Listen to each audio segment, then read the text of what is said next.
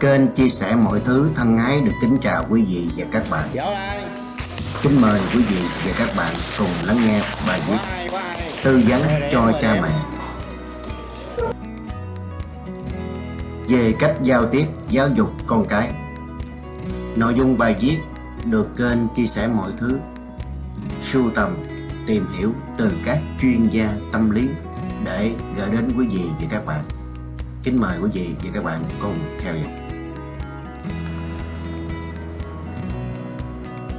Cha mẹ hỏi. Câu 1. Nếu tôi có con, có nghĩa là tôi không được tức giận với nó? Chuyên gia nghiên cứu tâm lý học trả lời. Không phải vậy.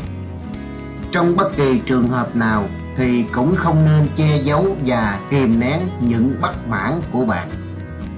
Bạn nên biểu lộ thái độ một cách khéo léo, bày tỏ bất mãn với những hành động của con, chứ không phải là bản thân chúng.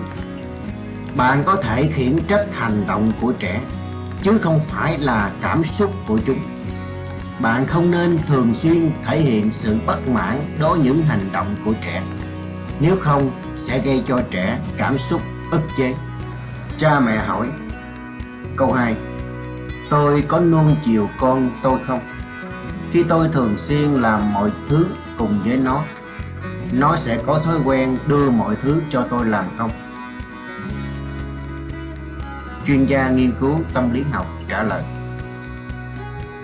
Lo lắng của bạn rất đúng, nhưng điều đó phụ thuộc vào việc bạn dành bao nhiêu thời gian để cùng làm với con.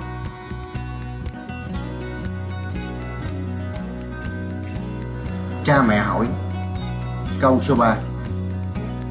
Tôi phải làm gì nếu không có thời gian chơi với con? Chuyên gia nghiên cứu tâm lý học trả lời. Theo như tôi thấy bạn có nhiều việc quan trọng hơn. Bạn có thể tự mình sắp xếp công việc theo mức độ quan trọng.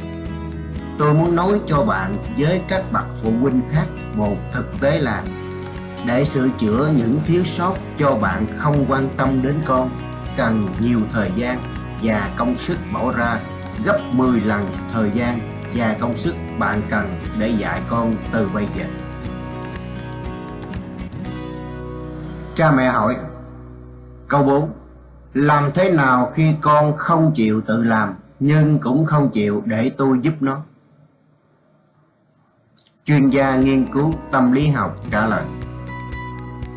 Có vẻ như giữa bạn và con đang có khúc mắc tâm lý.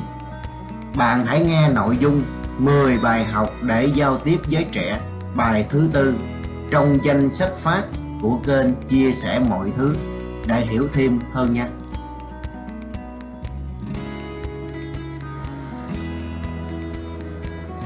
Cha mẹ hỏi. Câu 5. Mặc dù tôi rất cố gắng nhưng con tôi vẫn như cũ, không thích làm gì, luôn tìm cách chống đối cha mẹ, và cuối cùng chúng tôi cũng không thể chịu đựng được nữa. Chuyên gia nghiên cứu tâm lý học trả lời.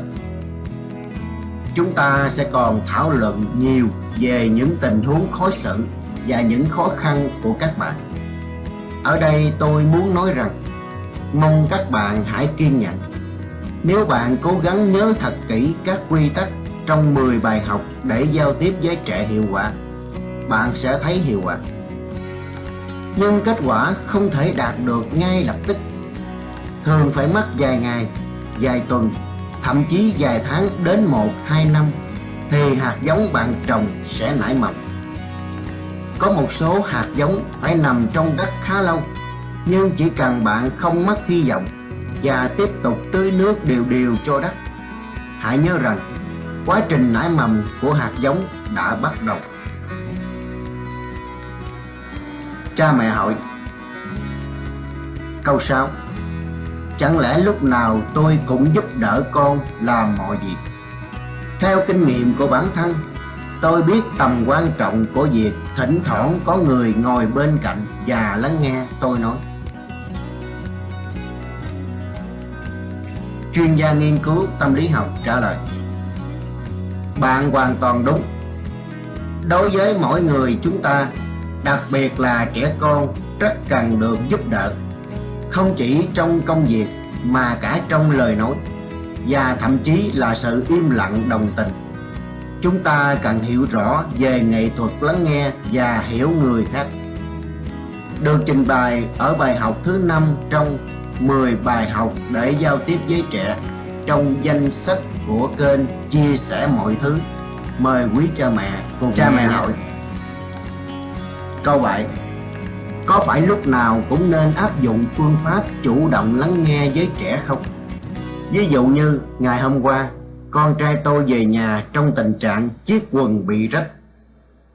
Nó không hề để ý chút nào, trong khi tôi thật sự ngán ngẩm. Làm sao giá lại bây giờ? Thật là không thể tưởng tượng được. Lúc này tôi có phải chủ động lắng nghe trẻ không? Chuyên gia nghiên cứu tâm lý học trả lời: Không cần thiết phải chủ động lắng nghe trẻ. Khi một đứa trẻ kiểu gì cũng được mà bạn lại quan tâm, lo lắng, thì trong tình huống này, kết quả nhận được hoàn toàn ngược lại những gì chúng ta muốn.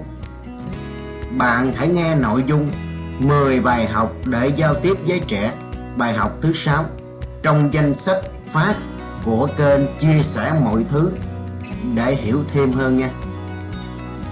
Một ví dụ khác, không cần chủ động lắng nghe.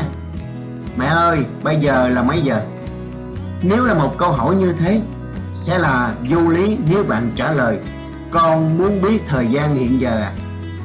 Có những tình huống, câu hỏi không cần phải chủ động lắng nghe. Cha mẹ hỏi câu số 8. Khi lắng nghe trẻ, tôi có bắt buộc phải triển khai từ những câu chúng nói? Chuyên gia nghiên cứu tâm lý học trả lời: không nhất thiết phải triển khai từ những câu chúng nói. Một người mẹ đã viết: sau mỗi buổi học ở trường, con gái tôi kể mọi thứ chuyện. Nó nói liên tục, không ngừng nghỉ về những gì đã xảy ra. Tôi chỉ có thể gật đầu và phụ họa theo nó. Trong trường hợp này, người mẹ làm rất hợp lý và hoàn toàn đúng.